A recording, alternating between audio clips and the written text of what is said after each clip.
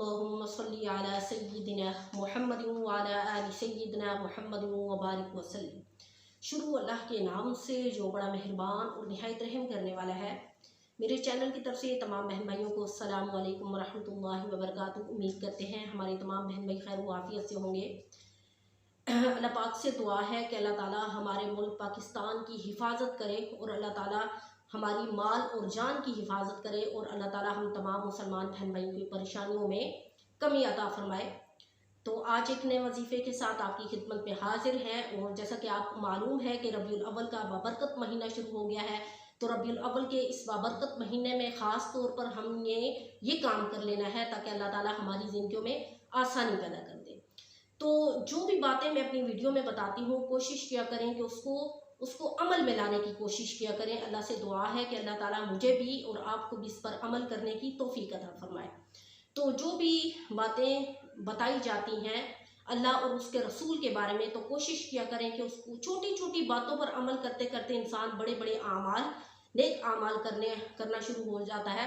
बाज़ औक़ात ऐसा होता है कि बहुत सारे घरों का ये मामूल होता है कि लोग रात को देर तक सोते हैं, यानी 2 बजे सोते हैं, 3 बजे सोते हैं। तो कोशिश किया करें कि टाइम से सोया करें, क्योंकि जब आप टाइम से सोएंगे तो आपकी फ़जर की नमाज जो है वो क़ज़ा नहीं होगी, बल्कि आप फ़जर की नमाज के लिए आराम से उठ सकेंगे।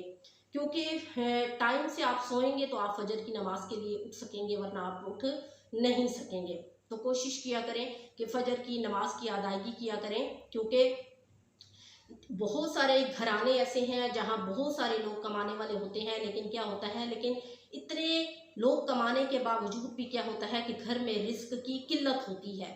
बेशक कमाने वाले बहुत होते हैं, लेकिन उनके घरों में रिस्क की बरकत नहीं होती।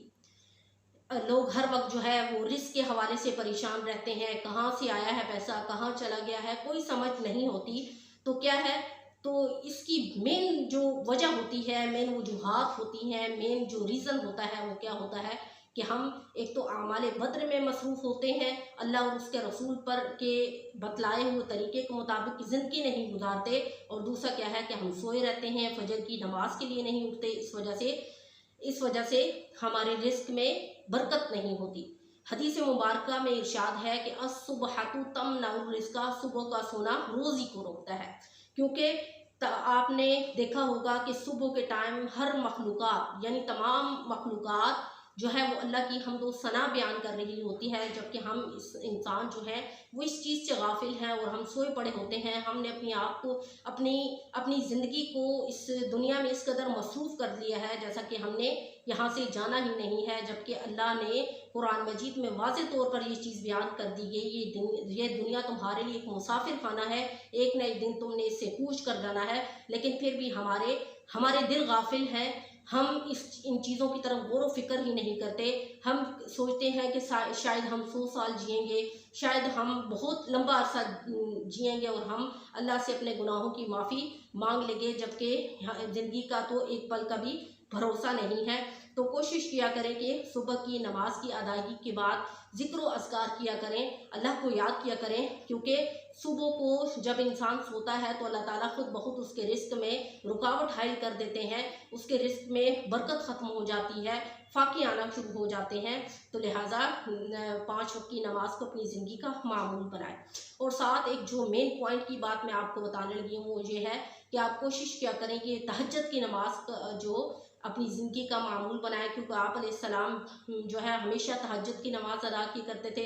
आजकल भी बहुत सारे ऐसे लोग हैं जो तहज्जुद की नमाज़ कभी कज़ा नहीं करते, अगरचे वो फ़र्ज़ नहीं है, लेकिन उनकी ज़िंदगी का मामूल है कि वो तहज्जुद टाइम अपने रब से हम कलाम होते हैं, उससे गुफ्तगू करते हैं, अपनी परेशानियाँ शेयर करते हैं, और उस टाइम मांगी गई कोई भी दुआ रद्द नहीं होती।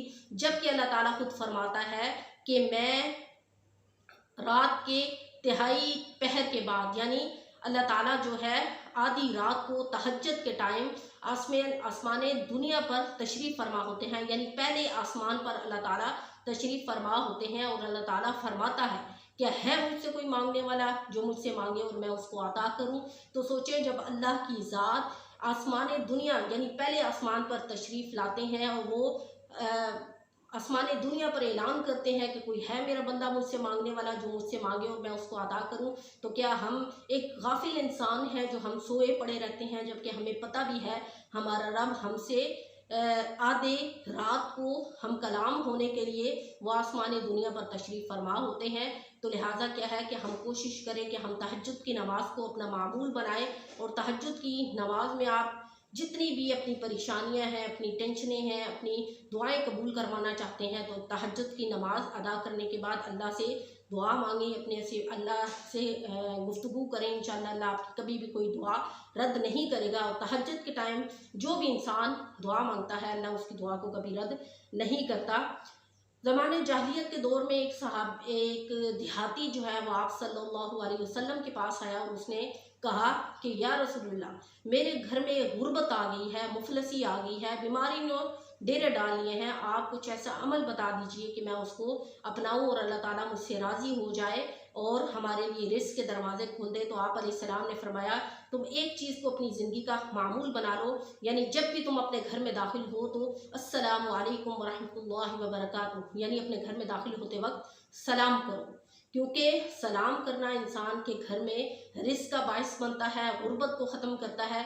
चाहे तुम्हारा घर खाली पड़ा हो लेकिन तुम बाहर से जब एंटर हो तो तमाम घर वालों को सलाम करो, तो इससे अल्लाह ताला राज़ी होता है और रिज़्क़ के दरवाज़े खुल जाते हैं। तो लिहाजा आप भी जब भी अपने घर में दाखिल हो या महफिल में दाखिल हो या कहीं भी बाहर से आए तो आप सलाम ज़रूर करें। या आप अलैहिस्सलाम ने खुद इस चीज़ का हुक्म दिया कि ये चीज़ें करने से, छोटे छोटे अमाल करने से घरों में गुर्बत ख़त्म हो जाती है। तो इसी तरह आप अलैहिस्सलाम ने उससे कहा कि तुम एक तो इस्तग़फ़ार को लाज़िम पकड़ लो, यानी अस्तग़फ़िरुल्लाह रब्बी मिन कुल्लि ज़ंबिन व अतूबु इलैह। अगर तुम इस इस्तग़फ़ार को अपनी ज़िंदगी का मामूल बना लोगे तो अल्लाह ताला तुमसे खुश होगा, तुमसे राज़ी होगा। तुम्हारे लिए आखिरत का भी ये इस्तग़फ़ार ज़रिया बनेगा और दुनिया में भी तुम्हारे लिए बाइसे रहमत होगा, और तुम्हारे लिए अल्लाह ताला गैब से रिज़्क़ के दरवाज़े खोल देंगे। तो मुअज़्ज़ज़ नाज़रीन, जैसा कि आपको पता है कि रबीउल अव्वल का ये बाबरकत महीना है, तो हमने क्या करना है, ये एक पॉइंट की बात मैंने आपको बताई कि सुबह कोशिश करनी है कि नमाज के लिए उठना है, तहज्जुद की नमाज को अपना मामूल बनाएं।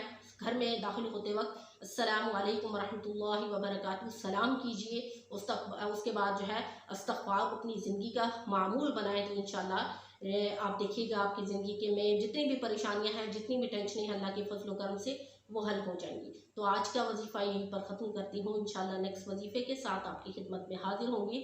अपनी दुआओं में मुझे भी याद रखा करें। अस्सलामु अलैकुम वरहमतुल्लाहि वबरकातुहू।